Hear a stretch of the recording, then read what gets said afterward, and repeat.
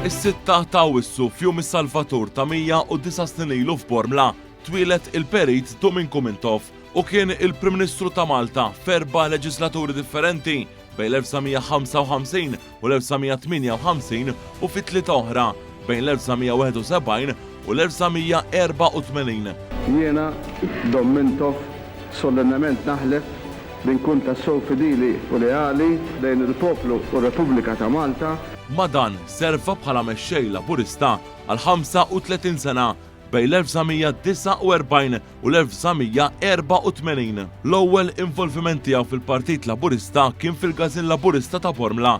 Eventwalment Mintoff inħatar bħala Segretarju Ġenerali Laburista waqt li kontesta l-ewwel elezzjoni ġenerali fl-1947. Fl-ewwel Gvern Laburista, Mintoff kien deputat Prim Ministru u Ministru responsabbli mix-xogħol u r-rikostruzzjoni.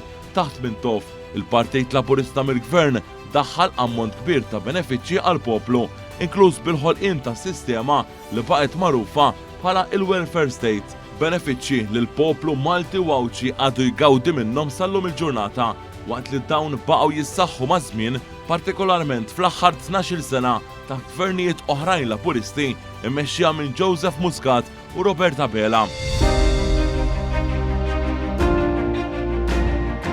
Wara il-perjodu diffiċli tas-sittinijiet bil-Knisja timponi idnu pil-mejjed fuq kull min iħaddan il-politika Laburista, il-partit immexxi minn Mintoff xorta waħda baqa' b'saħħtu tant li fl-elezzjoni ġenerali tal-1962 51,000 persuna ivvutaw lill-Partit Laburista, dawk li baqgħu magħrufin bħala is-Soldati tal-Azzar għal kuraġġ u d-determinazzjoni li kellhom f'dawk iċ-ċirkostanzi diffiċli. Fl-1971 il-Partit Laburista immexxi mill-Perit Bormlis reġa' ġie fdat mill-maġġoranza l-poplu. F'dan il-perjodu, il-Gvern ta' Mintoff beda jinnegozja mal-Gvern Ingliż biex ġie rivedut il-ftehim ta' difiża li wassal biex eventwalment fl-aħħar ta' Marzu tal-1979 ingħalqet l-aħħar bażi militari Ingliża. F'dan il-ftehim li ġie ffirmat f'Marzu l-1972, il-Gvern Brittaniku kien obbligat mill-Gvern Malti li ħallas ferm aktar minn dak li kien iħallas sa dak iż-żmien. Għas-7 snin ta' wara l-Ingliżi spiċċaw iħallsu 14 miljun lira sterlina fis-sena, somma fenomenali għal dawk iż-żminijiet. Fi żmien li Mintoff dan Prim Ministru, Malta wkoll saret Repubblika fit-13 ta' Deċembru tal-1974.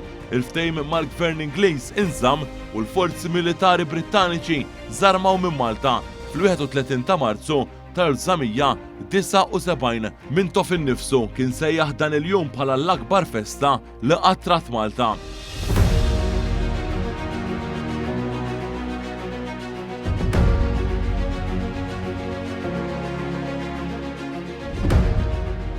Tul il-karriera tiegħu il-Perit ħaddan il-politika tal-ġustizzja soċjali b'mod partikolari favur il-faxex tisfel tas-soċjetà u tal-ħaddiema waqt li kattar l-investimenti minn barra li bdew joffru l-impjiegi lil Maltin u l-Awċin li sa ftit qabel kienu jitilqu bil-gżuz minn art twelidhom biex isibu għajxin aħjar f'postijiet imbeda bħall-Awstralja, il-Kanada, l-Amerika u r-Renju Unit fost l-oħrajn.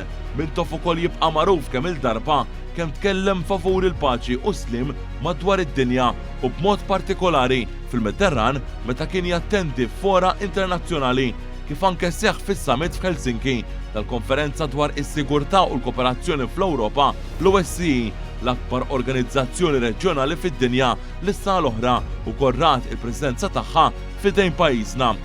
Il-Perit Domingos Mintoff li l-legat storiku tiegħu jibqa' jgħix fil-futur li qatt irid jiġi mit nhar l-20 ta' Awwissu tal-2012 fl-għomor ta' 96 sena.